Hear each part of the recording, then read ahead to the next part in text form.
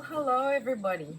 Welcome to the importance of temperance, and today I'm going to attempt to do the second part of what's on my shelf or what's on the tarot shelf. So we're going to do my oracle cards, but because last time was a monumental effort to get through all those decks in one go and it took me forever to edit, I decided that this time I'm only going to go halfway through my oracle decks. So there's going to be a part A and a part B to this. So I hope that's all right.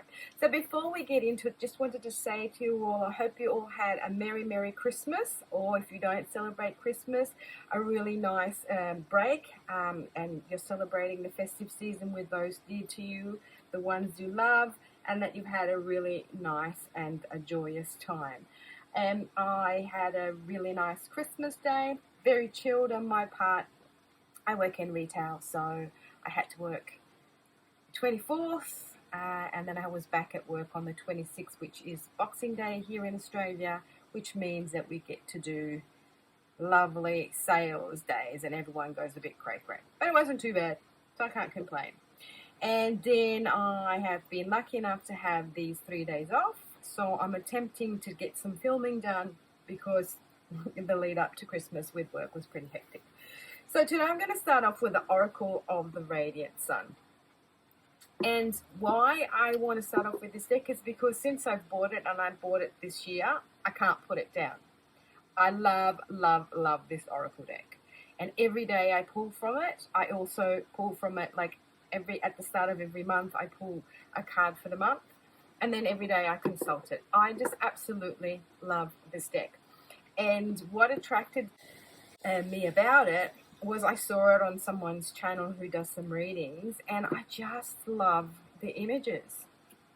And if you have watched my previous videos, you know I'm a bit of an alchemical girl. So I find these images very alchemical in nature.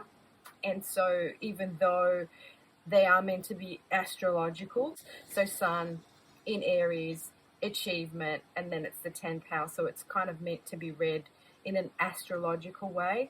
I actually read them very intuitively. I do take the keyword and I use it as I may. I might consult the booklet, but I just find it really, I don't know, I just love them. I love the imagery. It speaks to me. So I have not had a chance to put these down since I bought them.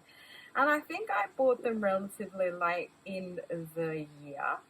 I can't really remember if it was August, September. I should have actually checked.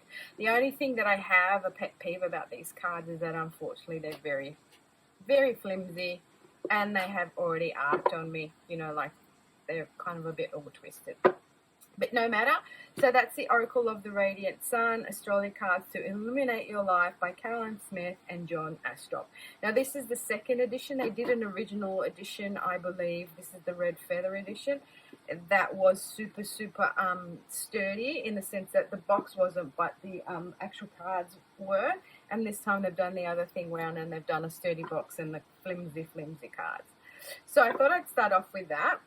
Then I wanted to show you these two here are kind of like my first ever Oracle card decks that I purchased back in 2019. And I think I might have got these little babies as well. The Daily Healing by Inna Segal, and the Chakra Love Rosy Crystal Vibrations by Katie Mankshaw. You just pull them and they've got little mantras on them, and they have the crystals that sort of correspond to your chakras. So this is very cute. And then the other one, I think I bought these afterwards actually. Daily Healing Cards for Awakening Your Best Self. And these are kind of all the same. I mean, they're very cheaply made, but they're very cheap too. So they just have like these, I think these images that they get off the internet and just put the Tree of Life on it. And then they've just got these quotes or little mantras or, you know, things that you can read for the day, your little lesson for the day. And so I got those, and then this I had to get because I absolutely love the artwork.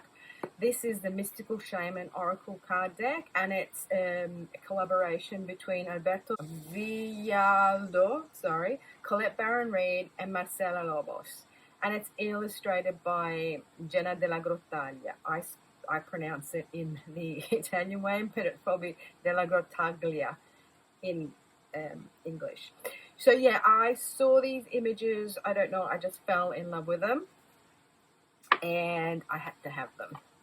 I don't know, they're just beautiful. Nice sturdy box, and just the images are to die for. It speaks to the shaman that is in me.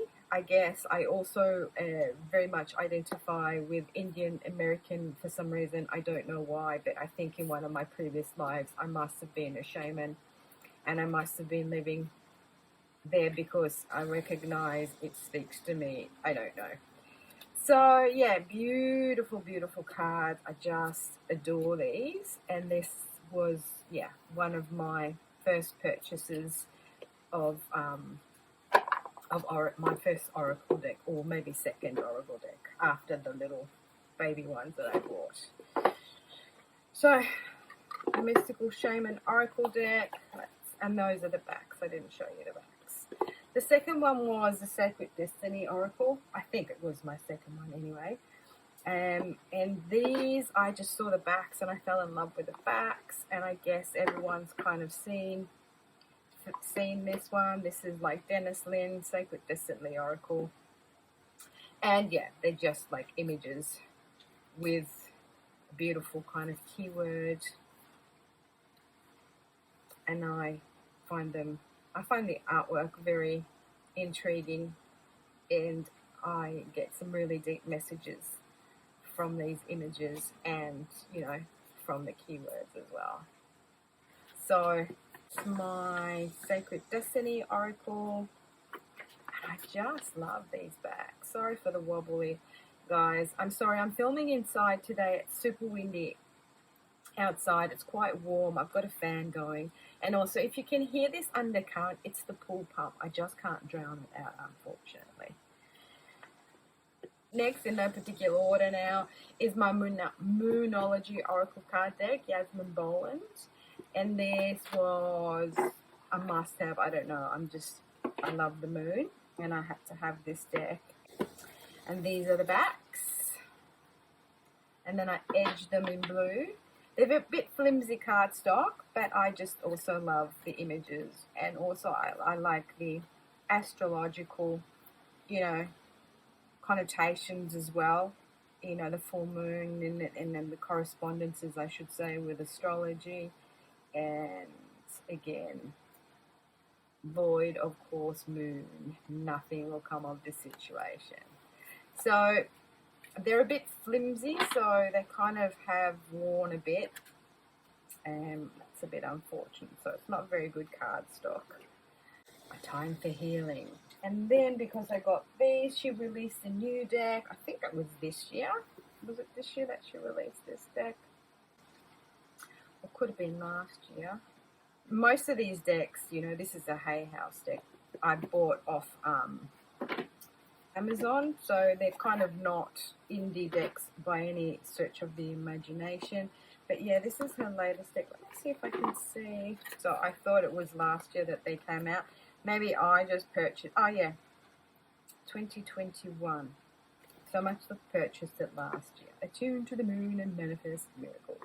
So I had to get this because I really like my other deck, and so this cardstock is a lot better too. It's kind of like still flimsy, but I think it's got that sort of coating over it. And so beautiful. Full moon in Taurus. Detoxify. That's what I'm going to be doing now after Christmas. I've been eating so much stuff that I usually don't eat, especially brandy custard with pudding. Yummo. Yeah. So they're the new edition, and I quite like that. I haven't used them as much, to be honest, because I've just been using my Oracle of the Radiant Sun. Sorry, I'm just turning away to put that on my... Now, one of my most expensive oracle decks is these astrology cards, the Living Wheel. Now, I saw these, I believe, when I was on Facebook. I was originally on Facebook and Instagram, and I think through Instagram I bought these. I thought they were absolutely beautiful. They're stunning cards. Beautiful, beautiful cardstock, very thick, and they're kind of like got this gold embossing on the back. Now, these are an indie deck, and they are written and illustrated by Patrick J. Fogarty, The Living Wheel, 2018.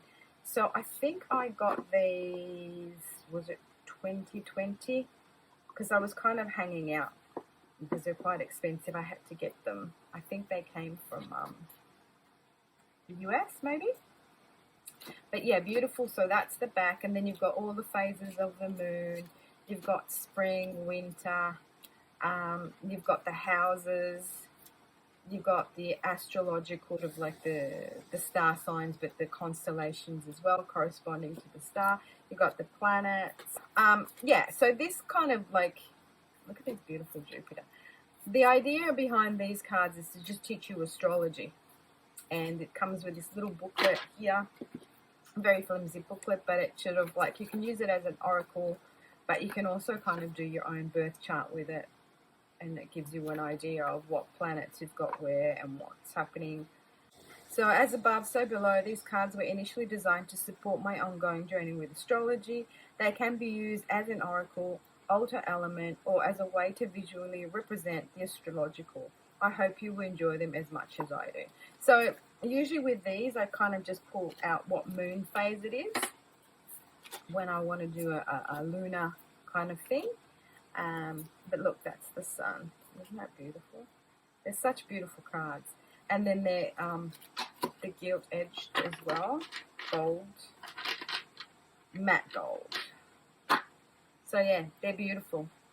I don't use them. I haven't been using as much as usual, and I haven't been purchasing anything this year because this year around August I fell in love with fountain pens, and so my money and my focus was kind of diverted to my fountain pens, and I haven't been purchasing many cards at all. The only ones that I kind of purchased this year were these, the oracle cards, and I think a couple of Thoth decks, because I wanted to get into the Thoth deck and understand a little bit more about that.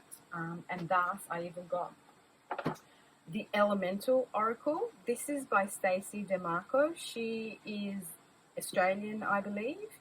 Alchemy, Science and Magic. So I thought this would be super fun to get. Again, I think I got this on Amazon.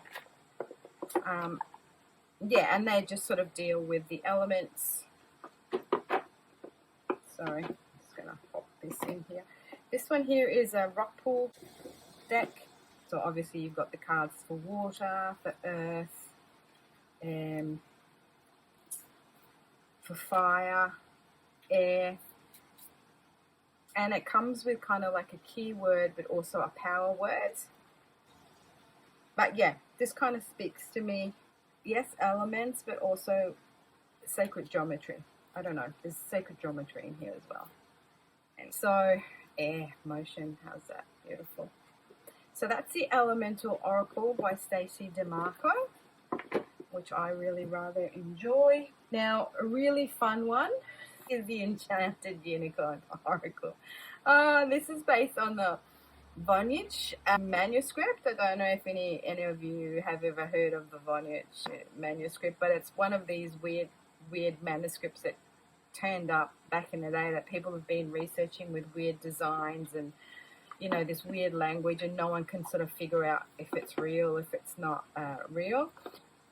And this lady, Priestess Moon, it's made by Rockpool, she kind of based this deck on that. And I wanted a unicorn deck, but I didn't like any of the ones that I saw, and I thought this was super fun.